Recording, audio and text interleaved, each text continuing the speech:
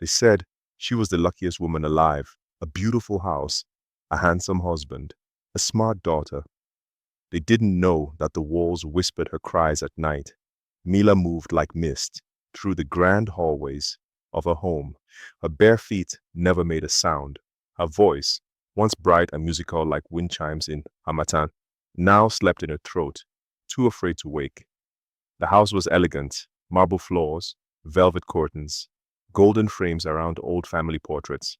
But every corner carried memories that clung to her like cobwebs. She had decorated it herself when she married Nkem. Every flower vase, every lamp, every color of the wall was her idea. Back then, the house felt like a dream. Now, it felt like a museum of silence. Nkem was gone most days. When he was home, the air changed. It stiffened, tightened, turned heavy.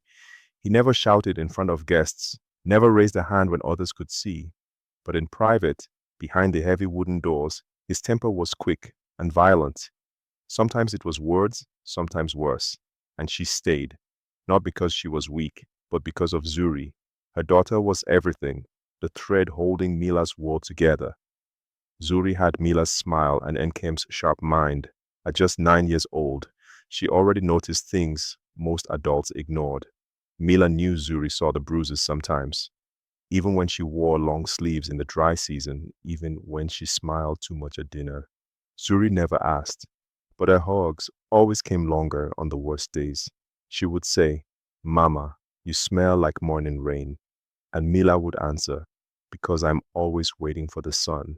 To the world, they were the picture of elegance. On Kim and Mila, the graceful couple, the charming hosts. People envied their home, their smiles, their story. But no one ever asked what was real. At dinner parties, Nkem held Mila's waist and called her, "My queen." In photos, he tilted his head toward her like a devoted husband. Online, their family portraits earned thousands of likes. Black love goals, they called them, couple of the year. But what the world saw was never the truth. The truth lived behind closed doors, in the hush of Mila's voice and the tremble of her hands. The truth was her checking every lock twice before she slept, not for fear of thieves, but of her husband turning the key.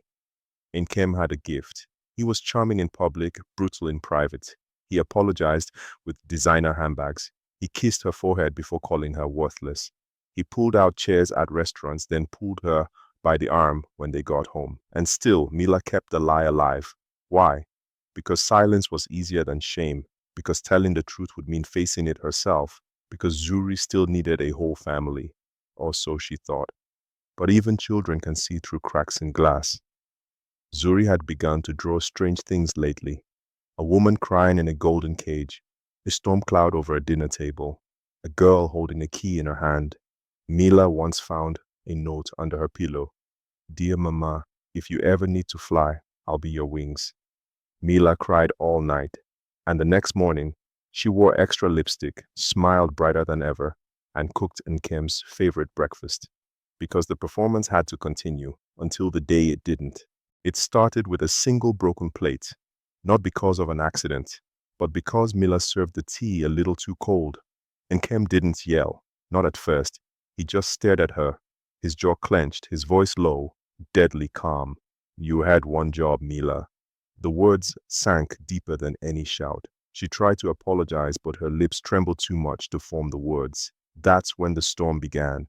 He stood up slowly, dragging his chair back with an awful screech. The clink of silverware stopped. Zuri, seated at the edge of the table, froze, her little fingers gripping her glass of juice. Mila stepped back, heart racing, but it was too late. In one brutal motion, Nkem grabbed Mila by the wrist, his fingers digging into her skin like claws. She gasped, but didn't scream, not for herself, not with Zuri watching. He pulled her through the hallway, dragging her across the cold, polished floor. Her gown bunched around her legs, the earrings clinking with each movement. Still, she didn't fight back. Still, she said nothing, because silence, she believed, was safer than defiance. Zuri's chair screeched across the floor. She had stood. Her small voice shattered the tension. "Daddy, stop." Nkem turned, eyes wide, not with shame, but fury. The kind of fury that scares even grown men. But Zuri didn't flinch. She walked up to him, slowly, calmly. She held something in her hand, a small black remote. "No more cameras, Daddy," she said. "I turned them off." He blinked. "What?" Zuri lifted her chin. "I turned them off. The whole house. No one will see. Not this time." The silence that followed was deafening. For the first time, Mila saw something in Nkem's eyes. Fear, not of what he'd done, but of what Zuri might do next. The sun rose like nothing had happened. Golden light spilled through the long windows, brushing the marble floors and velvet drapes with soft warmth. Birds chirped somewhere in the distance, and the scent of jasmine tea drifted faintly from the kitchen. It looked perfect, but it didn't feel perfect. The silence was loud. Mila sat at the edge of the bed, her feet barely touching the floor. Her wrist ached, already bruising, but it wasn't the pain that kept her still.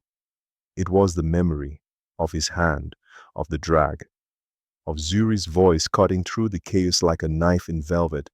She hadn't spoken to Unkem since. He hadn't said a word either. He moved through the house like a ghost, quiet, sharp-eyed, watching, not because he felt guilt, but because he didn't know what Zuri had done. Zuri, their daughter, their quiet, bright-eyed girl who never raised her voice, had stood up like a queen. Mila turned her head toward the door as it creaked open gently. Zuri entered. In her hands, a tray, tea, sliced fruit, and a folded note. "Morning, Mama," she said, her voice calm. But her eyes were burning. Mila reached out, touched her hand. "You shouldn't have," she whispered. Zuri sat beside her. "I had to." The folded note caught Mila's eye. She opened it. It wasn't written in a child's handwriting. It was a printed email from Zuri's school tablet, a draft, unsaved. It read, "To whom it may concern, I am writing this as a witness in my own house. My name is Zuri. I am 10 years old. Last night, I saw my father drag my mother across the floor. It wasn't the first time, but I want it to be the last." Mila blinked back tears. She looked at her daughter, who sat there steady like a flame that wouldn't flicker. "I didn't send it," Zuri said.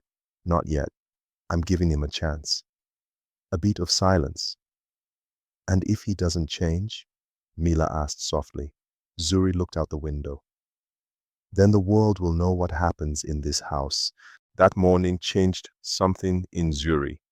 Not suddenly, not loudly, but like a door opening quietly inside her.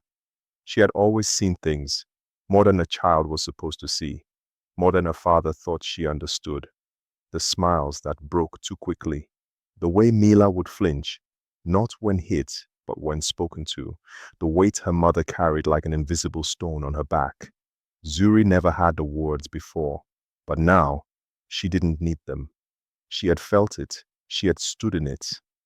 The night Nkem dragged her mother across the floor, something broke inside Zuri. Not her innocence, she had lost that a long time ago. What broke was her silence.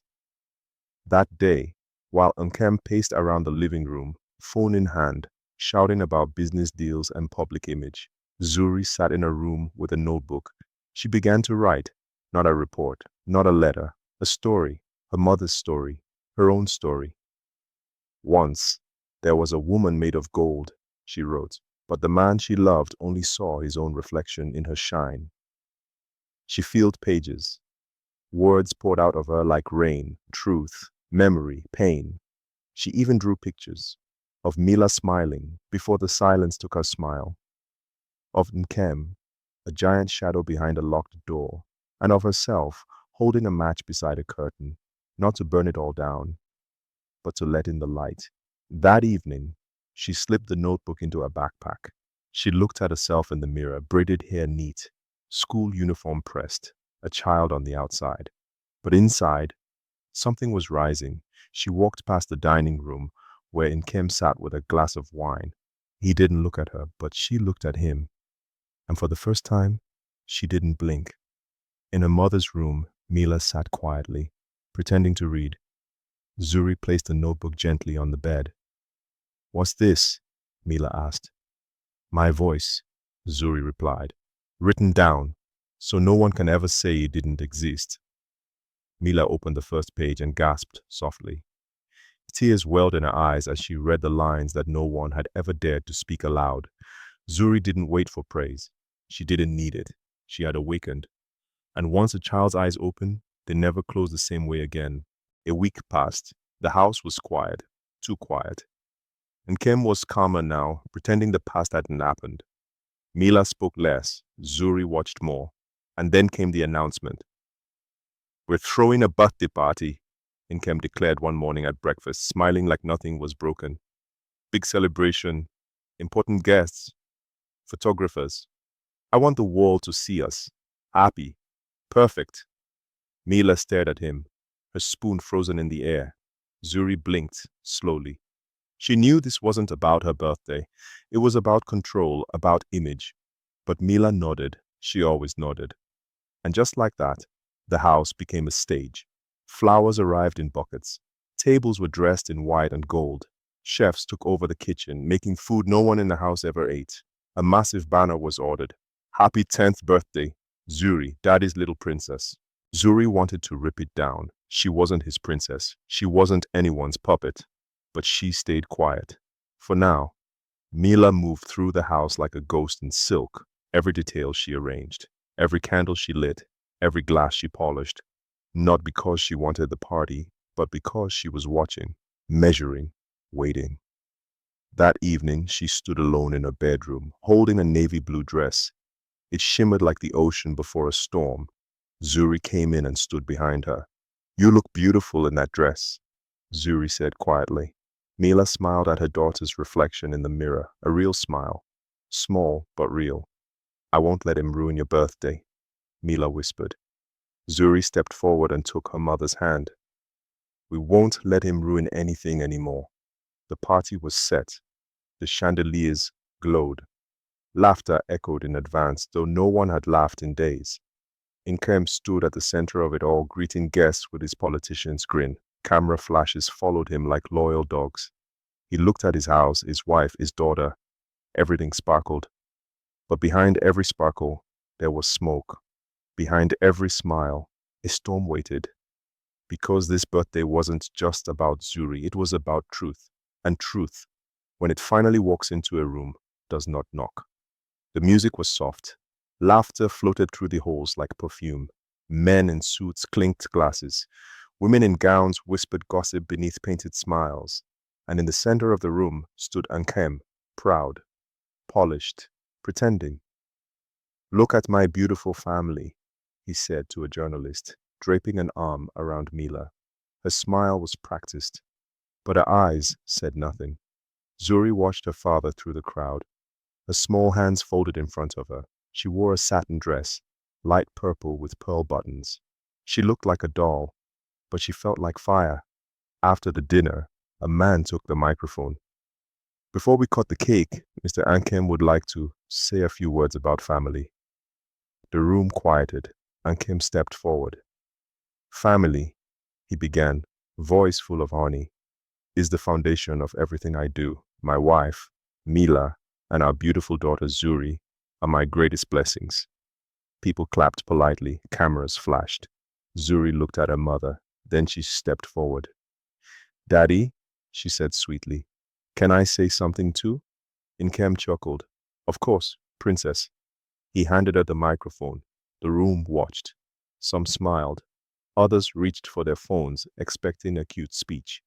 But Zuri didn't smile. "This house is not what it looks like," she said, her voice clear and steady. "My daddy hurt my mommy." Gasps. A fork clattered against porcelain. Mila stood frozen. Inkim turned pale. Zuri continued. "He dragged her across the floor last week. I saw it. I heard her cry. And no one said anything. Not even me. But I won't be quiet anymore." A woman covered her mouth. The photographer stopped, snapping. Zuri turned to the crowd. "You all came to celebrate a lie." Inkim lunged forward, trying to grab the mic. But Mila stepped between them. Her hand, calm, strong, pushed him back. "No more, Inkem." Her voice was not loud, but it was final. Inkem froze, not because of force, but because for the first time, Mila stood without fear. The room was silent. Mila turned to the guests. He's right about one thing. This house is built on family, but not the way you think. It's built on silence, on image, on bruises hidden under sleeves. She looked at Zuri. Not anymore. Then calmly, she took Zuri's hand, and they walked out, past the stunned guests, past the cameras, out into the night, free. The house was no longer filled with music. No more champagne glasses clinking, no more false smiles, only silence, and the echo of a little girl's truth. Zuri sat on her bed that night, still in her birthday dress, her legs folded beneath her. Her hands were steady, her eyes wide open. Mila sat beside her, gently undoing her daughter's braid. "You were brave today," she whispered. "But why now?" Zuri looked up. Her voice was soft, but it did not tremble. "Because you stopped singing, Mama." Mila froze. "You used to hum in the kitchen, in the bathroom, when we read stories, but one day, the music disappeared. I kept waiting for it to come back, but it didn't." Tears welled in Mila's eyes. "Then I heard you cry, at night, behind the walls, on the floor, but in the morning, you smiled, and I thought, maybe that's what women are supposed to do. Maybe pain is normal." She shook her head slowly, but it didn't feel normal. It felt like something ugly was crawling across our home, something heavy. Zuri paused. "So I decided, if you couldn't sing, I would speak. For both of us." Mila pulled her daughter into a deep embrace. "I was trying to protect you, Zuri," she said, voice breaking. "And I was trying to protect you," Zuri replied. The room was warm, yet something deeper filled the space now, an honesty that had never been allowed to live here. Down the hall, Inkem sat alone in his study. He had replayed the scene at the party 100 times, each word from Zuri like a knife, each glance from Mila like a mirror. He picked up his phone, 10 missed calls, 100 unread messages, and one video clip. Little girl exposes father's abuse in public. His image was crumbling, his name no longer golden. He looked at the family portrait on his desk. It mocked him. But in Zuri's room, for the first time in years, peace came, not in silence, but in truth. And Mila, she rested her head beside her daughter's, whispering, "Your voice brought my heart back to life." Morning came, not with sunlight but with noise. The world had seen, the world had heard, and the world had something to say. Mila's phone buzzed nonstop, calls, messages, news alerts. Even people she hadn't spoken to in years suddenly remembered her name. "Is it true? You're so strong. I had no idea. How is Zuri doing? Can we talk?" But Mila didn't answer anyone. She sat at the edge of her bed, staring at nothing. Her body felt light, but her spirit heavy, not with shame, but with freedom. The kind that comes after a storm rips through your life and leaves behind a sky so quiet, you almost forget how to breathe. Nkem had vanished from the house, from his office, from every space where people once bowed when he walked in. Now they whispered. The media circled like vultures. Former CEO exposed by daughter's birthday speech. Behind the mansion gates, a family's hidden pain. When a child breaks the silence, his face, once respected, now stained by shame. No amount of wealth could unhear Zuri's voice. No amount of charm could undo Mila's silence. Inside the house, things were still. No staff, no guests, no fake smiles, just Mila and Zuri. The little girl tiptoed into the kitchen, dragging her favorite pink stool. "Mama?" she asked, peeking into the pantry. "Are we having breakfast today?" Mila turned.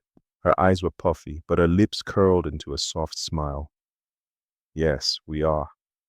And for the first time in a long time, Mila cooked with the windows open. She played music. She hummed.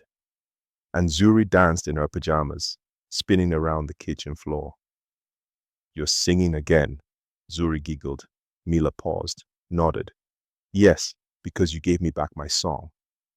Outside, the world debated. Some believed, some didn't.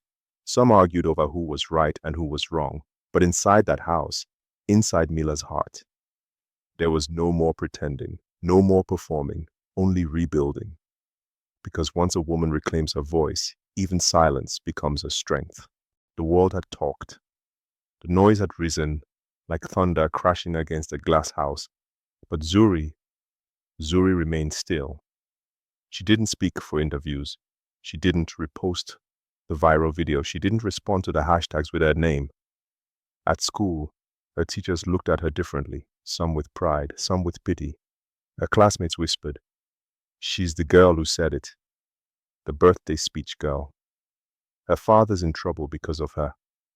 Zuri just sat at her desk, head down, drawing sunflowers in the margins of her notebook, because she never did it for attention. She did it for her mother. At home, the quiet was different now, not tense, not hollow, but calm, the kind of quiet that wraps around your skin like a warm blanket, the kind of quiet where healing hides. Mila and Zuri spent more time in the same room now. They read stories, they danced to music in the living room, they baked things that didn't rise properly, but still tasted sweet. One evening, Mila watched her daughter folding laundry. "Zuri," she said softly, "why did you say all those things at your party?" Zuri didn't look up right away. She carefully matched two socks. Then she said, "Because the truth was heavier than the cake." Mila blinked. The tears came again, but not the same kind. These were soft, warm, like sunlight after a long rain. Zuri's triumph wasn't loud. It didn't make headlines anymore. It didn't trend for weeks. But it made something stronger. It made space for her mother to breathe. It gave other children the courage to ask questions. It shook the silence in houses where screaming had become a secret song. And for Mila, it gave her the one thing she'd buried deep beneath her dignity: hope. In the end, there were no parades, no medals, no standing ovation, just a child who spoke, a mother who healed, and a house that finally knew peace. Because not all heroes wear capes, some just wear pink dresses and whisper the truth when the whole world is too afraid to scream. The days passed, not fast, not slow, just gently, like leaves falling from a tall tree, each one carrying a memory, a wound, a breath. Mila didn't return to the woman she was before Nkem. That woman was gone. And Mila, she didn't want her back. No, Mila became someone new, someone quieter, more watchful, wiser. She no longer needed to be the perfect wife in silk. She didn't care to be praised at gatherings or envied for a husband who smiled for guests and growled behind doors. She moved into a smaller apartment with Zuri. The walls were plain, the couch didn't match, but there was peace. There was music in the mornings. There was laughter that didn't shrink in fear. There were nights when Zuri fell asleep in her arms without trembling at footsteps in the hallway. Mila got a job, not glamorous, not loud, but as. She managed a bookstore owned by an older widow named Mama Ife, a woman who smelled of lavender and resilience. And as Mila arranged books on shelves each morning, she whispered to herself, "I am not broken. I am rebuilding." In Kem, he faded.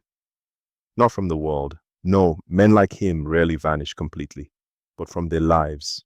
There were court dates, apologies crafted by lawyers, counseling sessions ordered by strangers in robes. But Mila didn't attend them all. She had nothing left to prove. Her healing didn't depend on his punishment. It grew from the absence of his shadow. As for Zuri, she blossomed. She still remembered everything: the dragging, the crying, the day she stood up in front of that table full of adults and turned their shame into truth.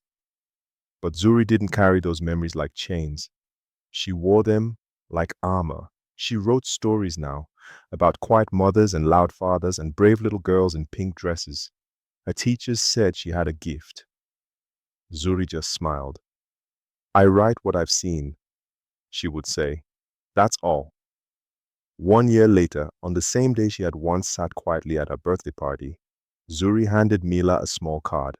It read, To the bravest woman I know, thank you for teaching me that leaving is sometimes stronger than staying. Mila held the card close to her chest, and for the first time in years, she let herself dream. Not of castles, not of diamonds, but of days without fear, of sunlit mornings, of the sound of Zuri's laughter echoing down a hallway where no one was afraid anymore. Because in Mila's new life, there was no throne, no crown, no applause, just freedom. And that was the most royal thing she had ever worn. In every house where silence screams louder than words, where bruises hide behind gold curtains, and where smiles are worn like masks, there lives a truth waiting to be spoken. Mila's story is not just Mila's.